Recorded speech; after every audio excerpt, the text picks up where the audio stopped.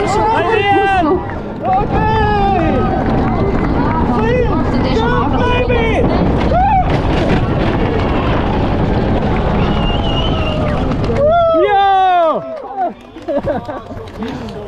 Izskatās, ka jā, paskatieties, ir smaidīgi sagaidīt. Taisi vaļā. Tiešām smaidīgi tausnieki un iesmašīgs. Tas bija traki. Wow, brauciena laiks 49 sekundes. Jo! Lieliski, tiešām izdomāts. Vienkārši pa gaisu. Tā viss pa gaisu. Top rezultāts šobrīd Red Bull Soulbox Race 37. komandai no Soulbox leģendas. Ei, tu dos, kā viņš izskatās.